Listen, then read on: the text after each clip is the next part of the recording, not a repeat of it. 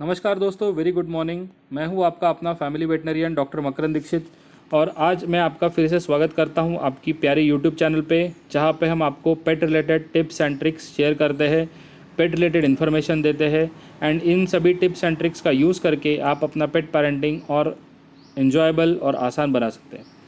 तो आज हम इस वीडियो में आपके लिए लाए हैं कुछ ऐसा टॉपिक जो कि बहुत कम बोला गया है, सुना गया है, देखा गया है एंड जिसके बारे में 90% पेट पेरेंट्स को कुछ भी जानकारी नहीं है। तो आज के इस टॉपिक का नाम है एनल ग्लैंड्स।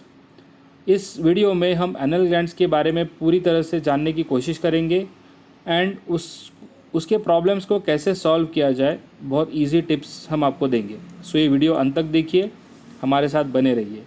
सो आइए शुरू करते हैं कि एनल ग्लैंड्स क्या होते हैं। सबसे पहले एनल ग्लैंड्स क्या होते हैं। Anal glands basically scent glands होते हैं जो कि modified sweat and oil glands या सिबेशियस ग्लैंड्स होते हैं। इनका लोकेशन होता है आपके डॉग या कैट के एनल स्पिंक्टर के पास में, स्मूथ मसल के बीच में।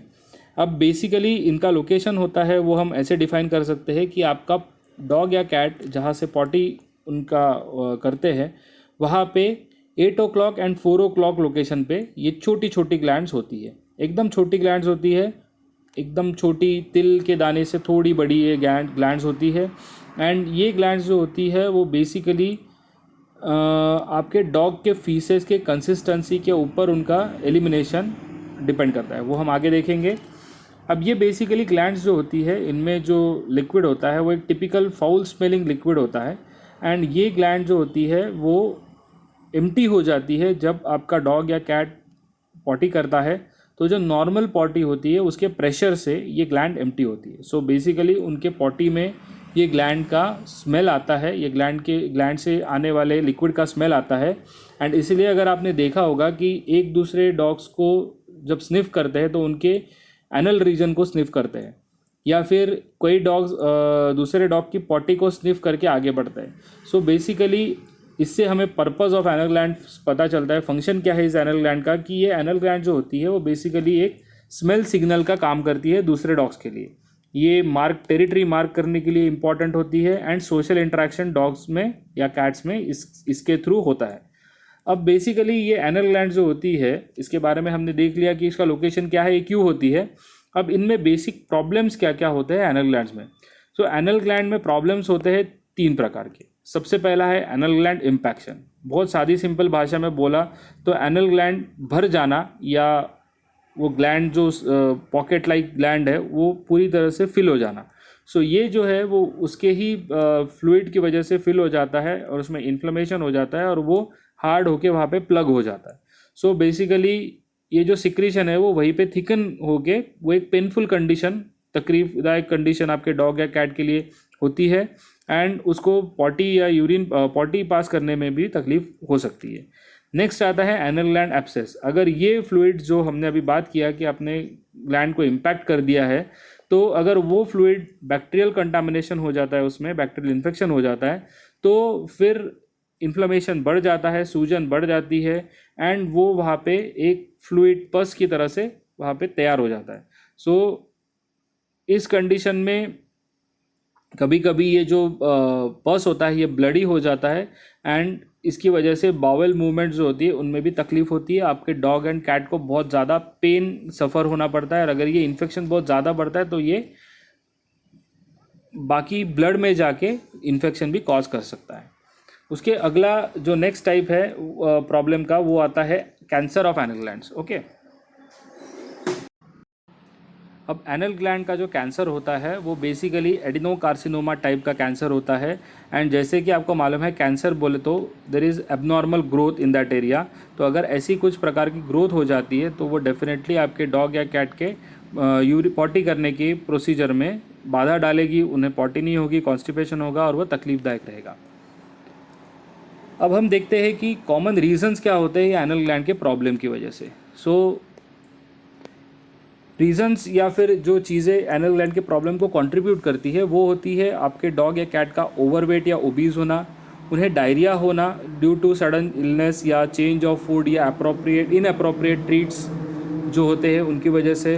फिर फूड हाइपर सेंसिटिविटीज़ होना, कभी कभी आपके डॉग एंड कैट किसी टाइप के फूड की तरफ एलर्जिक रहते हैं, तो अगर वो फूड बार बार दिया जाए तो उसी वजह से भी एनल ग्लैंड्स का तकलीफ हो सकता है।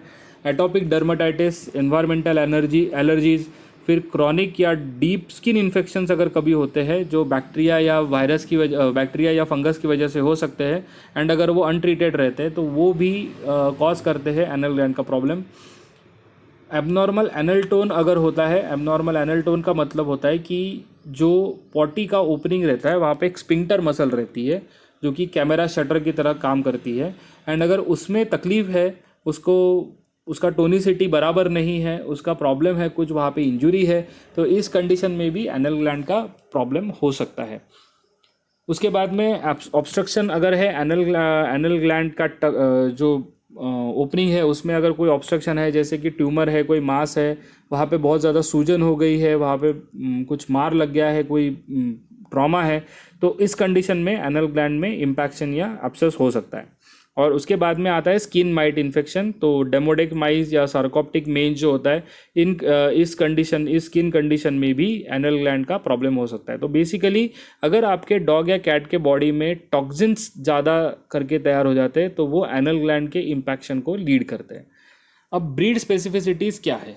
तो ऐसी ब्रीड स्पेसिफिसिटीज़ तो कुछ हम बता नहीं पाएंगे, लेकिन ब्रीड स्पेसिफिटीज़ में हम ये बता पाएंगे जो स्मॉल ब्रीड्स है उनमें ज़्यादा पॉसिबिलिटी होती है एनल ग्लैंड का प्रॉब्लम होने के लिए, और जो एज फैक्टर होता है उसमें जो ओल्ड एज डॉग्स या कैट्स है उनमें ये इशू ज़्यादा देखा जाता है। अगर उनमें आर्थराइटिस है, हेल्थ रिलेटेड इशू है, तो वो ज़्यादा सस्पेक्टेड रहते हैं एनल ग्लैंड के प्रॉब्लम के लिए। अभी आप एज अ पेट पेरेंट कैसे बताएंगे कि आपके डॉग या कैट को एनल ग्लैंड का प्रॉब्लम है?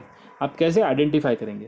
तो सबसे पहला एंड क्लासिकल सिम्टम आता है उसका स्कूटिंग यानी आपका डॉग या कैट अपने एनल एरिया को ज़मीन पे घसने की कोशिश करता है, उसे बार बार काटता है, उस एरिया रेक्टम को लिक करता है, अपनी टेल या बेस ऑफ टेल को काटता है, वहाँ से एक फाउल ओडर अगर आपको दिखता है, उनकी पूप में अगर थोड़ा सा ब्लड आपको एंड में अगर आता है, ऐसा दिखता है, या फिर अगर आपके डॉग या कैट को पॉटी करते वक्त बहुत ज़्यादा तकलीफ़ होती है, बहुत ज़्यादा स्ट्रेनिंग करना पड़ता है, कभी कभी वो दर्द भी होता है उनको, या फिर अगर उनके रेक्टम एरिया के आजू बाजू में आपको स्वेलिंग दिखाई देती है, बल्जिंग दिखाई देती है, उनकी टेल जो होती है वो टिपिकली एक ऐसी ऊपर की तरफ वो रखते हैं क्योंकि वहाँ पे उनको पेन होता है।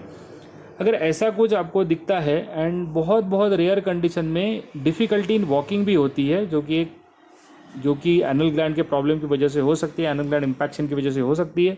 तो अगर ऐसा आपको कुछ भी दिखता है अपने पेट के रिलेटेड में, तो आप इमीडिएट अपने वेटनरी डॉक्टर के पास जाइए, लेट हिम डायग्नोज कि ये प्रॉब्लम किस वजह से है, एंड अगर ये एनल ग्लैंड का इशू है तो उनके पास में डेफिनेटली सोल्यूशन है। एनल ग्लैंड का अगर इशू होता है तो आपके doctor is the best person to decide कि उसे क्या करना है, उसे अगर एक्सप्रेस करना है या फिर ऐसे हम कहते हैं कि उसे अगर निचोड़ लेना है, तो काफ़ी हद तक काफ़ी केसेस में ये सॉल्यूशन काम करता है, लेकिन नॉट ऑलवेज, क्योंकि उसका अंदर का जो प्रॉब्लम है वो एसेस करके ही सॉल्यूशन दिया जाता है, उसमें मेडिसिन भी है। तो आप डेफिनेटली अपने वेटनरी डॉक्टर के पास इमीडिएटली जाए, इसे नज़रअंदाज मत करें, क्योंकि ये प्रॉब्लम अगर बढ़ता है तो it can lead to many other issues. ठीक है, तो ये हो गया एनल ग्लैंड के बारे में, ये क्यों होता है और उसके सिम्टम्स क्या है।